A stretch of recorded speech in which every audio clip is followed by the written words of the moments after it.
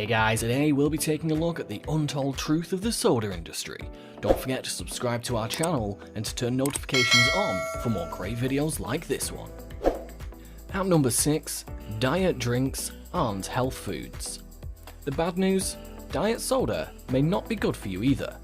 Overweight and obese adults drink more diet beverages than healthy weight adults, yet still consume significantly more food calories than overweight and obese adults who drink sugar-sweetened beverages. A study published in the January 2014 American Journal of Public Health found. It looked at cross-sectional data of nearly 24,000 Americans over a 10-year period, says co-author Sarah Bleach, Associate Professor of Health Policy at the Johns Hopkins Bloomberg School of Public Health in Baltimore. The folks that drink diet sodas consume a lot more calories, she says. Another 2013 study by French researchers published in the American Journal of Clinical Nutrition found a strong correlation between diet drinks and increased risk of type 2 diabetes. Women who drink light beverages tend to consume 43% more than women who drink normal sugary drinks, the study found. Furthermore, when consumed in equal quantities, artificially sweetened drinks were associated with an increased risk of developing diabetes. But correlation isn't causation. These studies don't rule out that factors other than artificially sweetened beverage consumption are responsible for the association with diabetes. He says other factors play a role. According to the National Institute of Diabetes, for example, those at greater risk for type 2 diabetes include people in certain ethnic groups, those who are overweight, or those who have a family history of diabetes.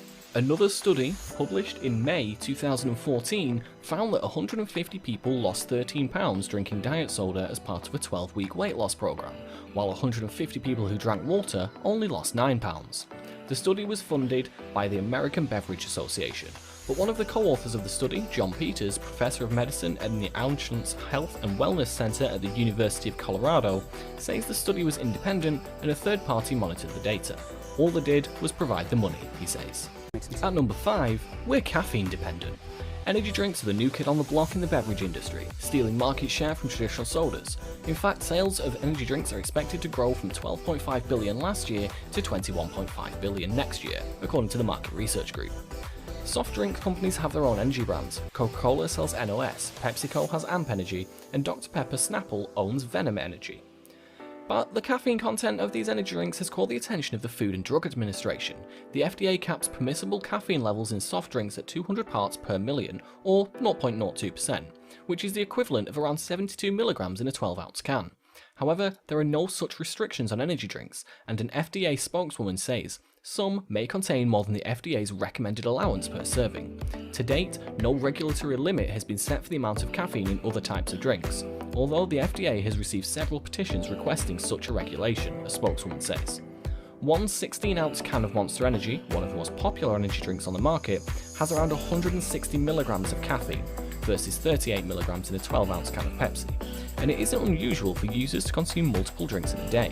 Tammy Taylor, a spokeswoman for Monster Beverage, points out that the drinks contain half the caffeine of many large coffees. Indeed, a grand 16-ounce Starbucks coffee has 330 milligrams of caffeine, and a 16.5-ounce Panera frozen mocha has 267 milligrams, according to the non-profit Centre for Science in the Public Interest. And at number 4, we like big cups, but we cannot lie. It was one of the most high-profile attempts to curb the influence of the soda industry in recent times, but the New York State Court of Appeals last year rejected former New York City State Michael Bloomberg's plan to prevent restaurants, food carts, delis, sports stadiums, and movie theatre concession stands from selling sugary drinks in cups larger than 16 ounces. Much to the dismay of many public health advocates, the New York City Board of Health exceeded the scope of its regulatory authority, the 2014 ruling found. Before the ban was overturned, Dunkin' Donuts unveiled signs telling customers that they could add their own sugar and flavour swirls to large and extra-large beverages, which would effectively help customers get around the rule. The spokeswoman for the company says all Dunkin' Donuts restaurants in New York City were prepared to comply with the New York City beverage regulation. Preparing special condiment stands for customers to add their own flavour or sweetness, she says, was primarily designed to eliminate as much confusion as possible. The ban was widely derided on social media and even became the inspiration for a sinister New Yorker cover. Scott DeFive, head of government relations at the National Restaurant Association, says the ban itself made little practical sense. For instance, customers at Brother Jimmy Barbecue, a chain of Southern-style restaurants in New York, would still have been able to order giant pitchers of cocktails like margaritas, and as many ribs as they can eat, and simply order their 24-ounce drinks by buying several smaller cups.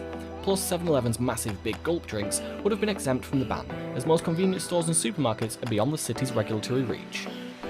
At number 3, our deep pockets will veto a soda tax. When efforts by public health advocates and Senate leaders to consider new federal taxes on soda and other sugary drinks escalate, experts say so does the lobbying spending of soda companies. Between 2005 and 2009, as public health advocates were making a big push to tax soda on the national level, lobbying spending by the soda industry rose more than 30-fold to $40.3 million in 2009, says Michael F. Jacobson, Executive Director of the Center for Science and the Public Interest. That spending effort contributed to the defeat of the proposals at the national level, Jacobson says. Between 2009 and 2011, legislators in several states and cities across the US, including Philadelphia, Texas, and Washington, D.C., considered implementing a soda tax, but most of those were also rebuffed, and lobbying spending has tapered off since then. The amount of money spent by Coca-Cola, Pepsi, and the American Beverage Association fell to $10 million in 2011. The soft drink industry says its lobbying efforts also go towards other issues, like agricultural, tax, nutrition, and transportation.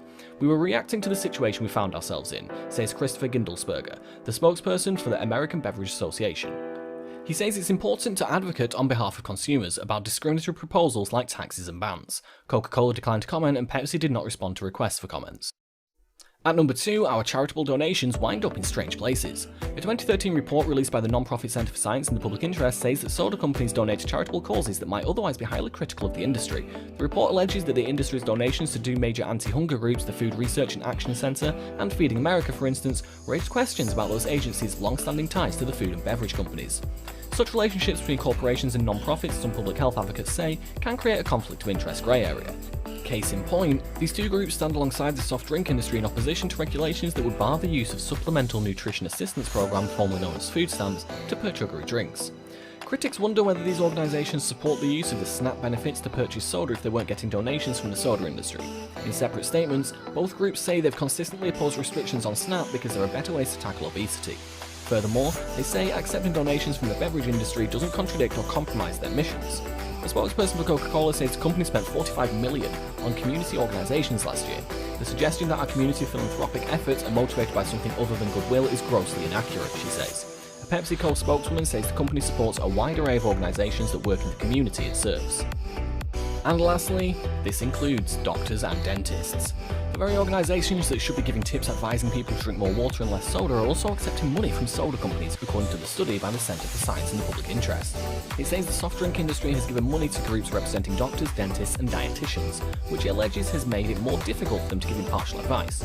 Beverage companies are using strategic philanthropy to protect their images and profit. For their part, soda companies say that they don't give donations with the intention of silencing critics. In 2009, Coca-Cola paid $600,000 to the American Academy of Family Physicians to help create a website advocating healthy diets. Glenn Stream, former board chair of the AAFP and physician based in La Quinta, Calif, describes the partnership between Coca-Cola and the AAFP as a consumer alliance, and says that Coca-Cola provides no editorial control. There is an absolute firewall from the funding source that comes from Coca-Cola and the information that is provided, he says. We would support taxes on sugary beverages if the tax were actually high enough to affect consumption. So, what did you think of our countdown of the top 6 untold truths of the soda industry? Let us know in the comments section.